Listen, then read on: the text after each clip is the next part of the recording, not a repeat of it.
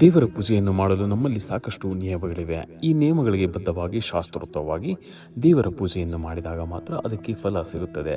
ಸ್ನಾನ ಮಾಡಿದ ನಂತರವೇ ದೇವರ ಪೂಜೆಯನ್ನು ಮಾಡಬೇಕೆನ್ನುವ ನಿಯಮವೂ ಇದೆ.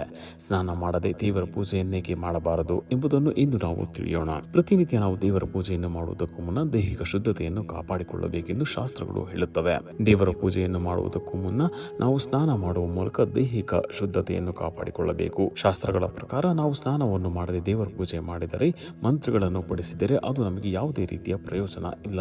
ಮನುಸ್ಮೃತಿಯಲ್ಲಿ ಉಲ್ಲೇಖಿಸಿರುವ ಪ್ರಕಾರ ನಾವು ಸ್ನಾನ ಮಾಡದೆ ದೇವರ ಪೂಜೆಯನ್ನು ಮಾಡುವುದಾಗಲಿ, ಮಂತ್ರಗಳನ್ನು ಪಠಿಸುವುದಾಗಲಿ ಅಥವಾ ಹೋಮ ಹವನಗಳನ್ನು ಮಾಡುವುದಾಗಲಿ ತಪ್ಪು. ಪೂಜೆಗೆ ಮಾನಸಿಕ ಶುದ್ಧತೆಯಷ್ಟೇ ದೈಹಿಕ ಶುದ್ಧತೆಯು ತುಂಬಾನೇ ಮುಖ್ಯವಾಗಿರುತ್ತದೆ.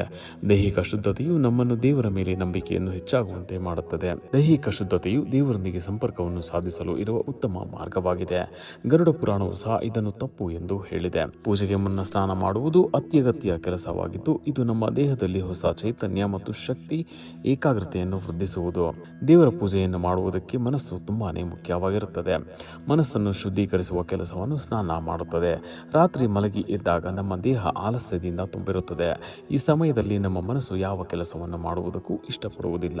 ಅಂತಹ ಸಂದರ್ಭದಲ್ಲಿ ಮುಂಜಾನೆ ಎದ್ದ ತಕ್ಷಣ ಸ್ನಾನ ಮಾಡುವುದರಿಂದ ದೇಹ ಶುದ್ಧೀಕರಣಗೊಳ್ಳುವುದು ಮಾತ್ರವಲ್ಲ, ನಮ್ಮ ದೇಹದ ಮೇಲೆ ಬೀಳುವಂತಹ ನೀರಿನ ಅಂಶವು ನಮ್ಮ ಮನಸ್ಸನ್ನು ಕೂಡ ಶಾಂತಗೊಳಿಸುವುದು. ನೀರು ಚಂದ್ರನೊಂದಿಗೆ ಸಂಬಂಧವನ್ನು ಹೊಂದಿದ್ದು, ನೀರು ದೇಹದ ಮೇಲೆ ಬಿದ್ದಾಗ ಏಕಾಗ್ರತೆ ಮತ್ತು ಶಾಂತಿಯನ್ನು ಅನುಭವಿಸಲಾಗುತ್ತದೆ. ಪ್ರತಿನಿತ್ಯ ನಾವು ಸಾತ್ವಿಕತೆಯಿಂದ ದೇವರ ಪೂಜೆ ಮತ್ತು ಪ್ರಾರ್ಥನೆಯನ್ನು ಮಾಡಿದಾಗ ದೇವರೊಂದಿಗೆ ಸಂಪರ್ಕವನ್ನು ಸಾಧಿಸಲು ಸಹಾಯ ಮಾಡುತ್ತದೆ. ಆದ್ದರಿಂದ ದೇವರ ಪೂಜೆಯನ್ನು ಮಾಡುವುದಕ್ಕೂ ಮುನ್ನ ತಪ್ಪದೆ ಸ್ನಾನ ಮಾಡಬೇಕು.